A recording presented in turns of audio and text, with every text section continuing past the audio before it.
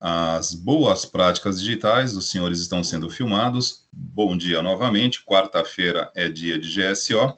E vamos aqui para o último capítulo da série Configurações do Windows, né? Já estamos há várias semanas falando, abordando, demonstrando a parte de configurações, apenas as mais essenciais. Como eu disse, desde o primeiro momento, não tem por que passarmos todas as configurações. Tem algumas que são extremamente simples, né? Configurações que são, digamos assim, mas muito básicas e que não há necessidade de abordagem, né? São coisas que são, aliás, todas são automáticas. O próprio Windows se encarrega de fazer essa configuração, porém, em algumas necessidades, algumas ocasiões, nós precisamos mudar essas configurações. Então, são essas que nós priorizamos aqui, principalmente no que se refere a redes e na parte de segurança. E as duas coisas estão diretamente ligadas. Então, a maior parte do contexto abordado aqui está relacionado à segurança e a redes. Tudo bem?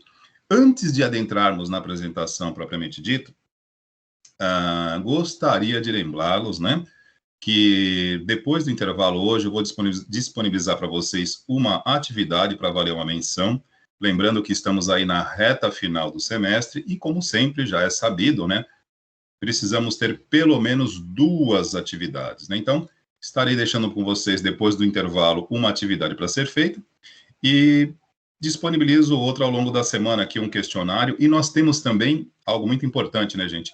Avaliação semestral no sentido do acompanhamento, a participação de vocês durante todo o nosso certame aqui, né?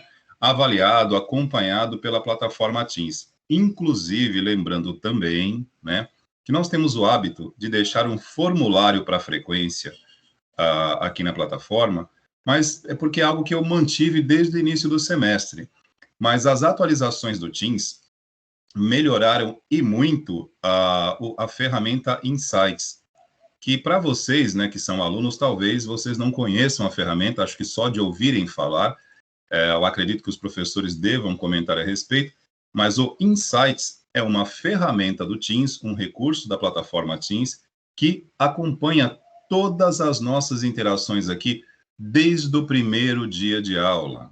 Então, tem todo um mapeamento gráfico, estatístico, com a participação de vocês em relação a acesso, a participação de vocês em relação à comunicação, tudo aquilo que vocês clicam, que vocês interagem, ficam registrados aqui na plataforma de forma analítica e extremamente precisa. Então, assim, eu mantenho os formulários de frequência aqui, mas, na verdade, nem precisava, tá? Porque basta eu olhar aqui, por exemplo, por semana, ou por dia, ou por mês, e a própria plataforma, ela me dá um relatório de alunos ativos, os frequentes, os não frequentes e o percentual de participação de cada um.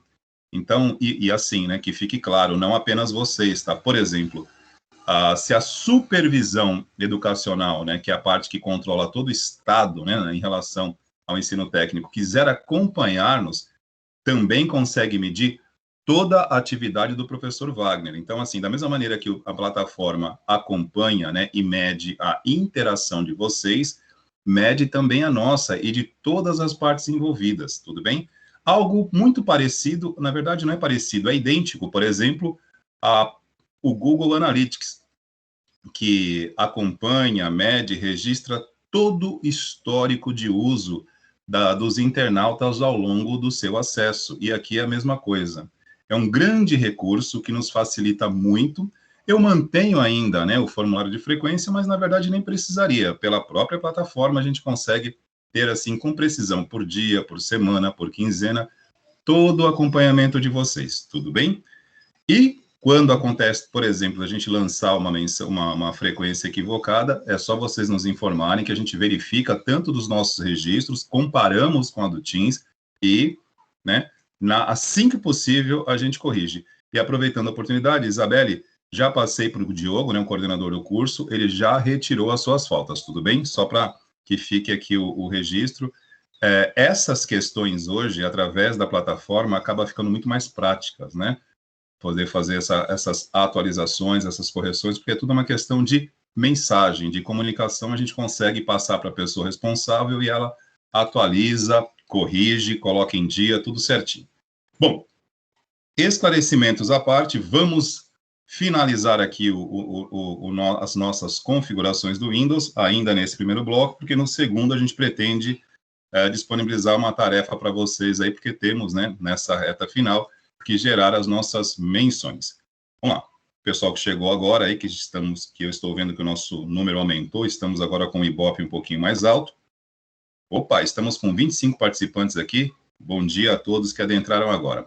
Bom, vou compartilhar minha tela e vou concluir as configurações do Windows.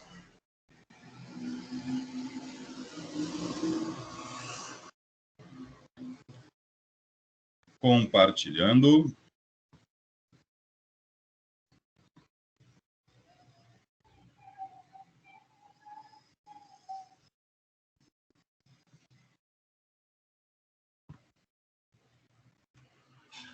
A pergunta imortal, né, eterna, estão vendo a minha tela?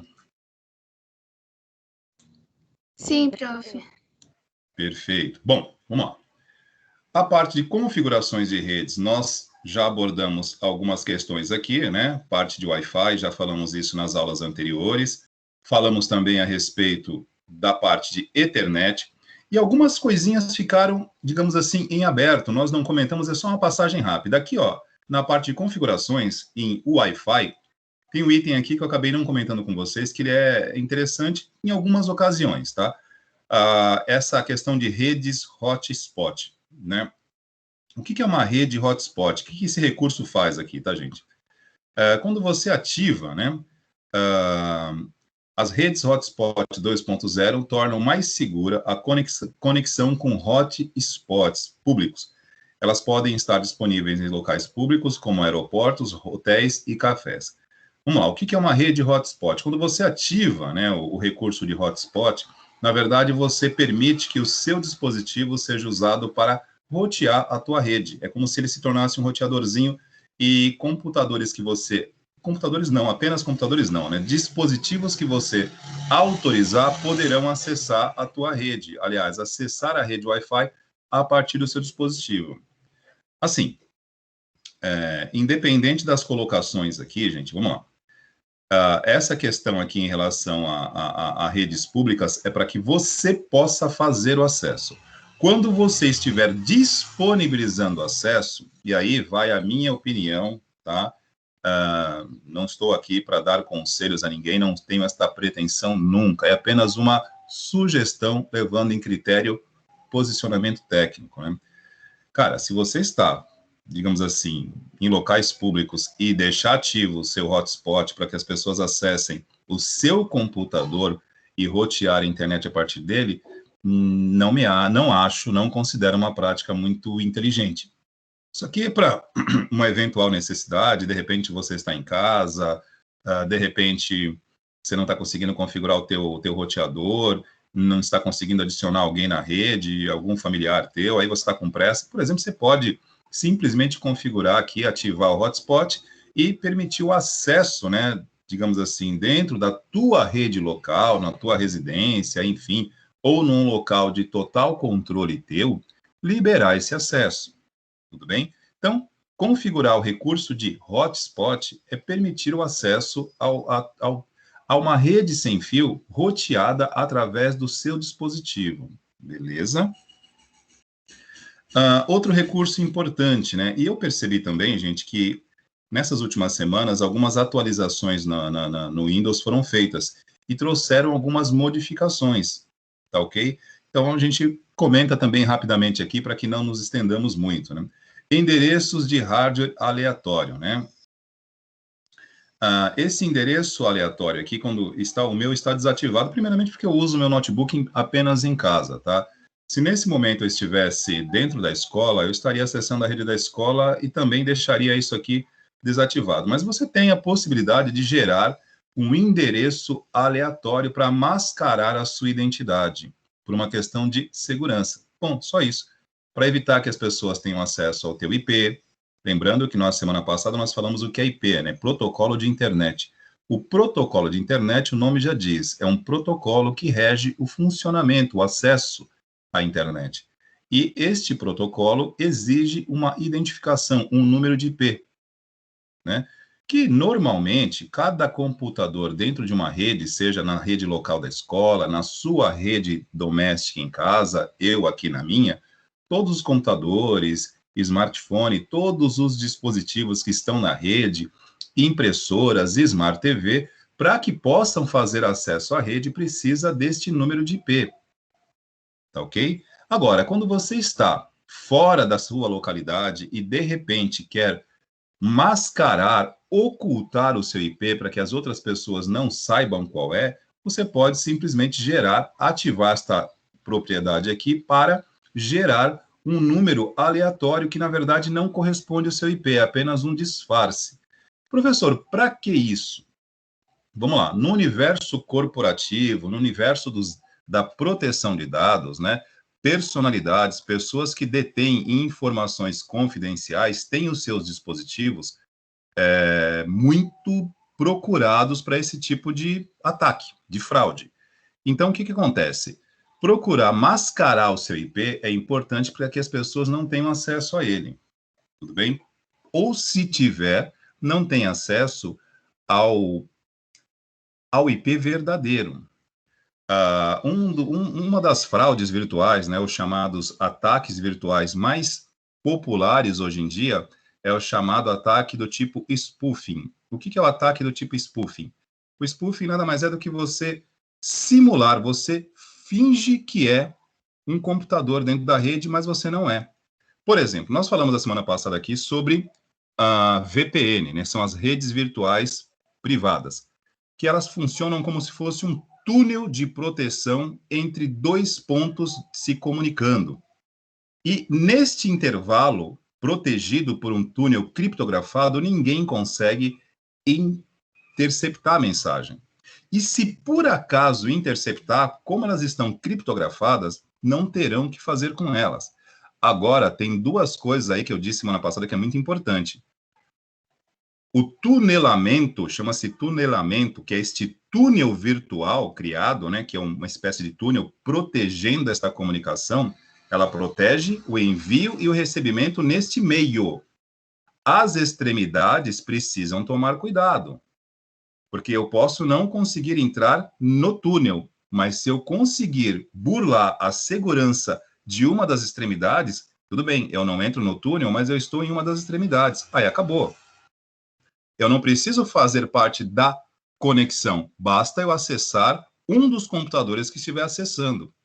E como é que a gente consegue fazer isso? Clonando IP. Tudo bem? Dentro de uma rede com protocolos de segurança, autenticação, você só consegue o login se o teu IP também for autorizado. Então, um IP externo, digamos assim, um atacante, um criminoso virtual, ele não consegue acesso a uma rede privada. Mas, entretanto, todavia, se ele souber qual é o teu IP e fazer a clonagem dele, ele consegue se fazer passar pelo seu computador e adentra nessa rede. Esse é o chamado ataque do tipo spoofing, muito comum. E como é que isso ocorre? É assim direto? O cara adivinha o meu IP? De forma alguma. Tudo começa na chamada engenharia social. Para eu conseguir descobrir o teu IP, geralmente eu começo por um outro ponto, né? Te envio uma mensagem, ou, por exemplo, através de um meme, um viral que circula na internet, um vírus, uma mensagenzinha via WhatsApp. Essas questões muito acessadas, tudo aquilo que é muito acessado, que atrai a atenção das pessoas, geralmente pode estar também recheada com alguma surpresa indesejada. Arquivos, né, compartilhados aos milhares, ele pode ter alguma coisa nesse sentido. E aí você clicou, visualizou, normal, aquilo não vai deixar o teu computador lento, aquilo não vai formatar, não vai estragar, nada. A única coisa que ele precisa é que você acesse essa mensagem, ouça uma música ou leia um artigo, clique num vídeo e ali, a partir dessa interação, ele se aloja no teu sistema e consegue obter o quê? Os dados de acesso da tua rede. E o que importa nesse momento seria o teu número de IP. Através do seu número de IP, eu coloco esse número de IP na minha configuração e faço com que o meu computador seja visto na rede como seu. E aí eu passo a ter acesso àquilo que você teria. Tudo bem? Esse tipo de ataque chama-se spoofing, muito usado hoje em dia. Eu não preciso quebrar a segurança da rede. Basta eu imitar um dos que estão autorizados à rede. Tá ok? Então, os endereços aleatórios, eles têm, basicamente, a possibilidade de dificultar esse tipo de prática criminosa virtual. Tudo bem? É 100% seguro? Nada é 100% seguro, senhores. Como já falei aqui, seguro é estar desconectado. O universo da internet, o universo das conexões digitais, sempre haverá uma margem de erro. Tudo bem? O que nós temos que fazer é entender que isso ocorre e minimizar. Bom, passada esta parte aqui que eu tinha deixado em aberto, né, que eu havia esquecido de comentar, vamos aqui para uma parte também interessante que fica para a questão aqui de estar diretamente ligado à rede, tá ok? Mas está no item de segurança do Windows, mas ele poderia estar na rede. Então, eu deixei para falar sobre isso agora, porque está mais associado a redes, porém, é dentro da segurança do Windows. Então, deixa eu voltar aqui. Nós já abordamos a parte de segurança, tudo bem? Porém, este item eu deixei em aberto, porque ele, primeiramente, precisávamos falar sobre redes, porque ele se encaixa neste segmento de redes. Então, vendo aqui, vamos lá. Atualização em segurança, como nós já mencionamos aqui. Isso aqui foi o primeiro item da configuração que nós abordamos. Falamos que, primeiramente, tudo começa pela atualização, né? Um sistema operacional desatualizado, ele é, por essência, falho, porque ele não está atualizado, não está corrigido diante de algumas falhas que foram detectadas e que são detectadas ao longo do tempo. Todo desenvolvedor, ao longo do uso do sistema, vai colhendo experiências de uso dos usuários e vai melhorando. Isso traz as atualizações. Ponto, já falamos sobre isso. A segurança do Windows começa pela atualização. O sistema desatualizado, acabou, perdeu, não há o que fazer. Inclusive, também já mencionamos aqui que hoje praticamente em torno de 22% dos computadores no planeta Terra ainda utilizam o Windows na versão 7, que, com todo o respeito, né, foi uma das melhores versões do Windows, uma das mais estáveis, e por isso ela é tão querida pelos usuários no mundo todo. Porém, ela já foi descontinuada em fevereiro de 2019. Então, o que significa isso? Desde 2019, que o Windows, na sua versão 7, o bom e velho Windows 7, não recebe nenhuma atualização. Então, esses 22% de computadores no mundo que estão usando o Windows 7 estão à margem da sorte. Estão rolando dados digitais, ou seja, jogos de azar. Se for para o uso pessoal, tudo bem. Se for para o uso profissional, inaceitável. Inaceitável. Então, a segurança começa pela atualização. E dentro dessa parte de atualização, tudo bem, já falamos sobre isso daqui, nós temos um item muito importante aqui na segurança, que é essa aqui, ó. Firewall e proteção de rede. Deixa eu clicar aqui. Por que eu deixei para falar isso agora e não quando falei a respeito da segurança? Porque, primeiramente, tínhamos que falar sobre redes, para que eu pudesse vir aqui e falar do firewall e da proteção da rede, né? Bom, para falarmos de proteção de dispositivos e falarmos de proteção de dados, nós temos que entender o que é proteção. Primeiramente, quando nós falamos aqui em segurança da informação, quando falamos em cybersecurity, segurança da informação é o segmento tecnológico responsável por proteger os dados que estão dentro de um sistema informatizado. Porque dentro de um sistema informatizado, o maior ativo, o maior valor que nós temos ali são os dados que compõem informações de uso estratégico de uma empresa. Informações confidenciais, informações de cunho restrito E esses dados não podem estar disponíveis para acesso ao público. Hoje, mais do que nunca, porque nós temos uma legislação em vigor aqui no Brasil. No mundo, isso já existe há mais de uma década, tá ok? As leis de proteção e privacidade de dados pelo mundo afora já estão vigorando desde 2010, 2011. O que nós estamos fazendo aqui no Brasil com a chamada LGPD nada mais é do que nos atualizarmos em relação ao resto do mundo. Porque por mais que tenhamos a nossa autonomia, a internet em relação à conexão digital e mais a globalização, que é um modelo de comércio capitalista, digamos assim, né? Que é um modelo de envolvimento global em termos de comércio, política comercial, coloca todo mundo na mesma proporção. Então, resumindo, se há uma legislação para proteger dados na Europa, nos Estados Unidos, na Ásia, no Oriente, temos que ter aqui, porque senão simplesmente ficamos de fora deste parquinho. Ninguém vai querer brincar conosco, porque nossos sistemas serão considerados falhos, vulneráveis. Então, proteção a dados é uma coisa e proteção aos dispositivos é outra. Porém, tudo está relacionado à segurança digital. Existem termos aqui que as pessoas confundem um pouquinho. Quando nós falamos em segurança da informação, estamos falando a segurança dos dados. Quando falamos a cybersecurity, ou seja, a cibersegurança, eu estou me referindo ao contexto geral, a dados e a equipamentos. E quando eu falo equipamentos, eu não estou falando da proteção física, tá? De, por exemplo, aparecer um meliante, ir até o seu dispositivo, sair, pegá-lo, colocar embaixo do braço e sair correndo. Isso aí é furto, roubo, ponto.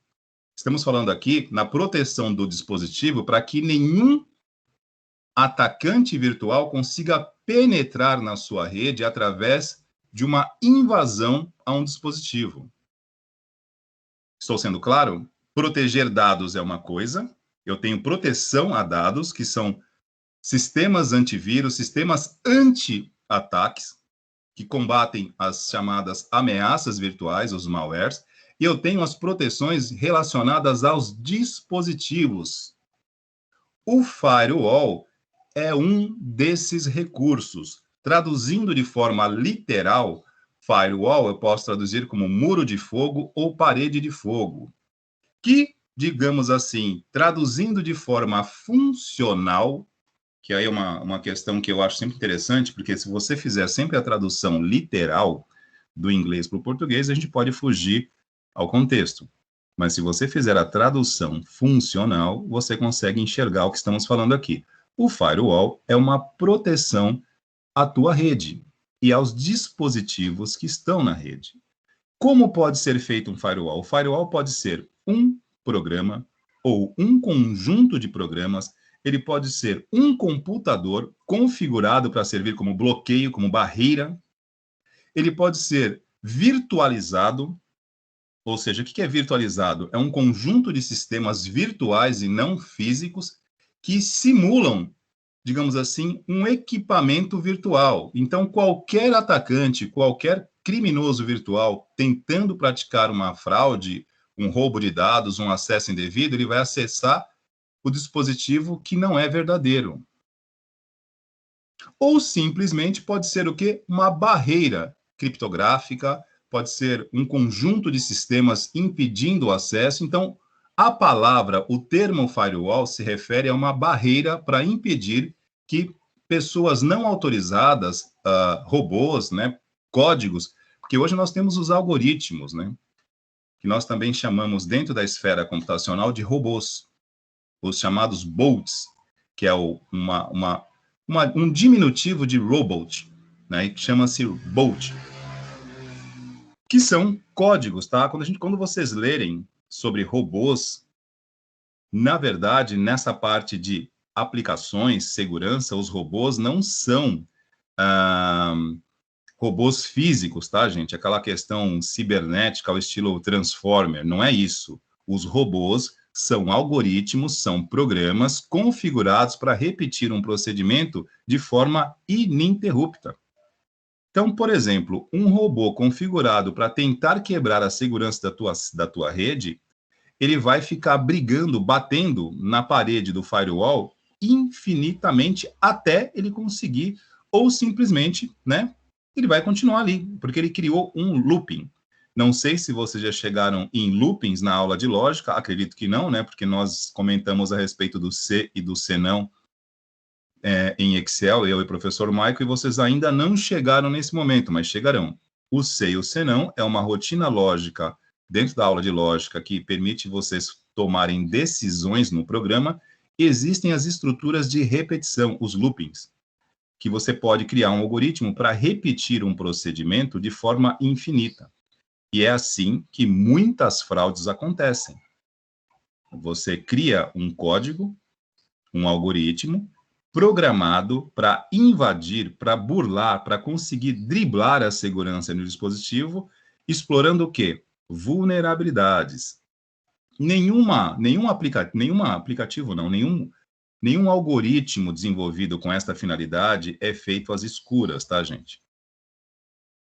Quando eu digo às escuras, porque todo sistema pode ter falhas. E, geralmente, os especialistas em desenvolver esse tipo de ataque, eles também são especialistas analíticos em estudar vulnerabilidades. O que é uma vulnerabilidade? É onde o teu sistema é falho, ou ele é aonde ele apresenta a maior instabilidade. Estas vulnerabilidades são pontos que podem, não significa que irão, mas podem em algum momento, gerar uma oportunidade para um criminoso virtual invadir. E quando nós dissemos que nenhuma aplicação é 100% segura, é justamente nesse sentido. Porque toda aplicação, todo sistema, todo servidor, toda configuração, em algum momento, ela gera uma vulnerabilidade que precisa ser corrigida, por exemplo, em uma atualização, mas que muitas vezes não é. E aí, uma vulnerabilidade explorada por um atacante, ela se torna o quê? Um dano, um acesso indevido e uma fraude. O firewall, para a gente concluir esse assunto, é uma barreira que protege os dispositivos de uma rede, para que a tua rede não fique exposta a esse tipo de prática. Tudo bem? No meu caso aqui, tá? Eu tenho, por exemplo, o firewall aqui no caso que eu estou usando não é o do Windows. O Windows ele já vem com a sua própria proteção específica. Porém, eu tenho aqui, ó, vou colocar a rede do domínio. Eu uso uma ferramenta paga, né? O Norton Security Ultra, né? Que eu tive aqui uma promoção no meu notebook, veio e aí eu ativei a Ultra, acabei pagando para ter a versão mais segura do Norton instalado no meu notebook, com direito a 5 dispositivos e protegendo também os meus dispositivos de rede, no caso aqui o meu roteador. Tudo bem? No caso aqui, ó, Microsoft Defender Firewall. O Microsoft Defender Firewall não está ativo porque está sendo usado nesse momento outros provedores. Eu estou usando o Norton, tudo bem? Então, só para abrir aqui rapidinho para vocês. Ó, isso aqui é a telinha do Norton, de configuração do Norton. O Norton Antivírus é uma coisa e o Norton Security Ultra é outra, né? Norton Antivírus, ele protege apenas contra vírus. O Security Ultra, ele protege contra vírus e contra qualquer ameaça aos seus dispositivos. É uma segurança mais completa. E eu ainda posso colocar mais 5 pontos. Eu tenho o meu notebook e mais 3 smartphones. Eu posso colocar mais um, falta mais um aqui. Então, aqui eu tenho a parte de segurança, segurança na internet, backup, desempenho. Rapidinho aqui só para mostrar, temos mais 7 minutinhos. Eu tenho 4 licenças usadas aqui, ainda tenho direito a mais uma. Aqui ele me dá um relatório de atividades.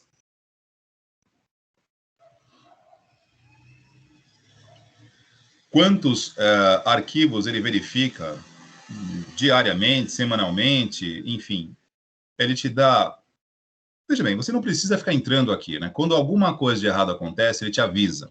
Quando eu tento acessar um site, por exemplo, que os protocolos de segurança, né, as chaves de segurança daquele site estão desatualizadas e tornam o site inseguro, o Norton me avisa, ele fala, o conteúdo deste site pode ser uma ameaça, deseja continuar sim ou não?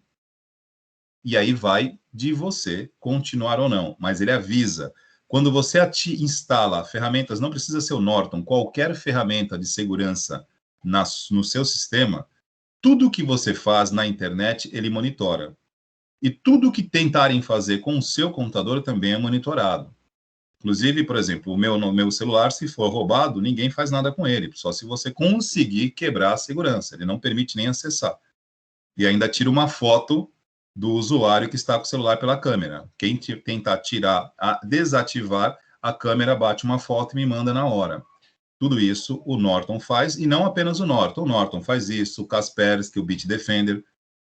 Ou seja, você instala no smartphone, ativa a tua câmera, caso alguém roube, caso você perca o teu celular, esteja em algum lugar e alguém esteja portando o seu celular e tentando acessar, cada tentativa de acesso equivocada, porque ele vai pedir uma senha, ele bate uma foto digamos assim, né, daquele que estiver portando o teu celular e te envia naquele momento. Então, assim, é uma ferramenta muito interessante, tudo bem? E para a gente terminar esse assunto aqui, pessoal, falei do Windows Defender, tem aqui, vamos voltar aqui, Firewall.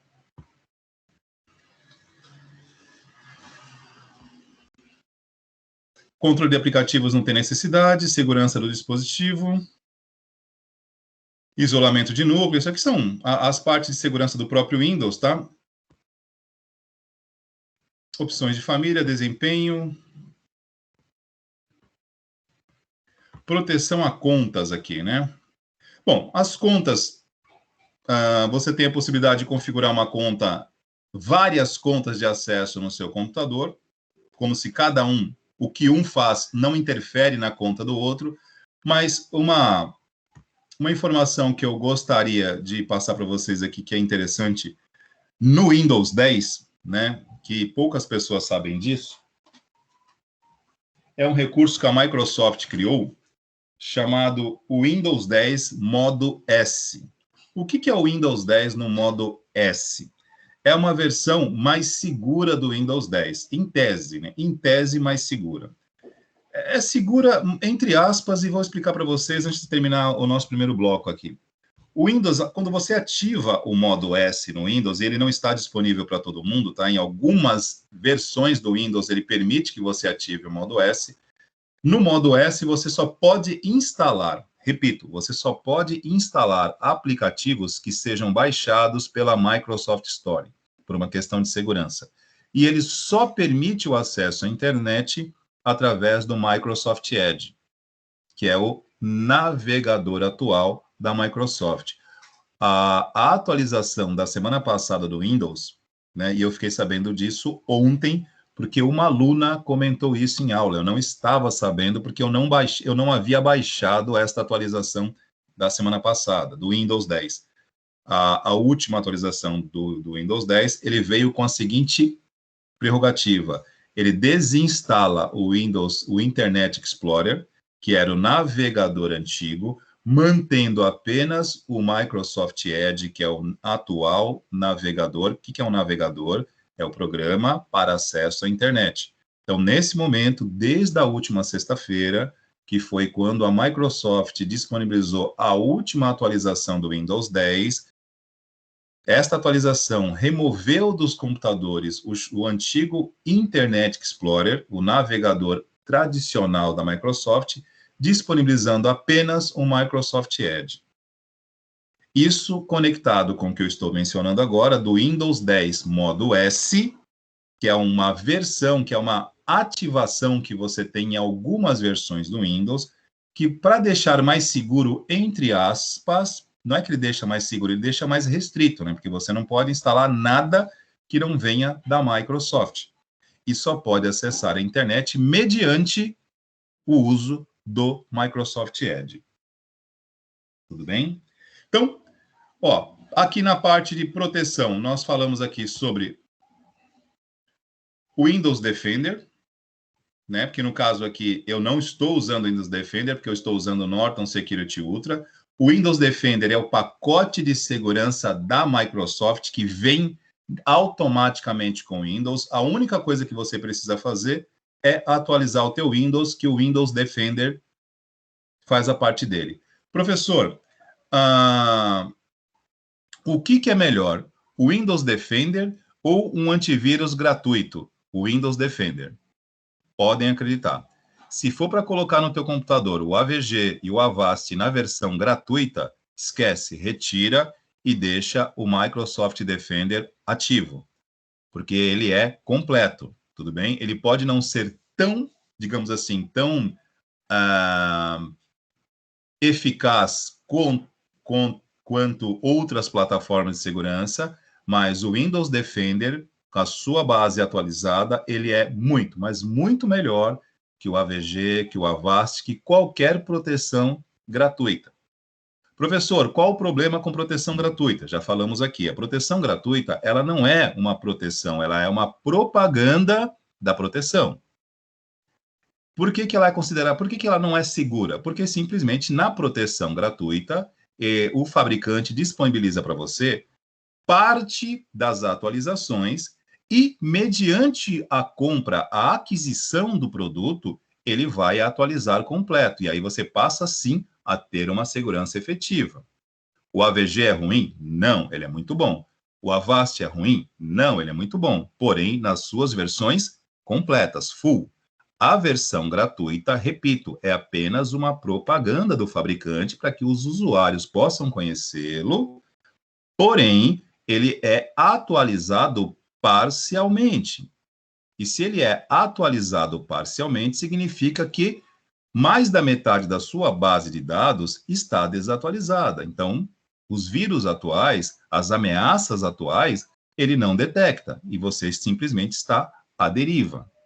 Nesse caso, mantenha o Microsoft Defender, que é a ferramenta da Microsoft que vem juntamente com o Windows, mantido atualizado, funciona de forma digna. Não é, digamos assim, o Messi ou o Cristiano Ronaldo, mas joga bem. Resolve, tudo bem? Voltando aí para vocês, terminando aqui a nossa primeira parte, parando o compartilhamento. Alguma pergunta sobre essa questão aqui do Firewall e do Windows Defender, que eram os dois pontos que estavam pendentes aqui em relação às configurações, que eu deixei para esse momento, porque primeiramente eu precisava falar sobre redes. Perguntas? Dúvidas? Nenhuma. Beleza. Pessoal, sendo assim, vamos dar aquela parada para o almoço, beleza?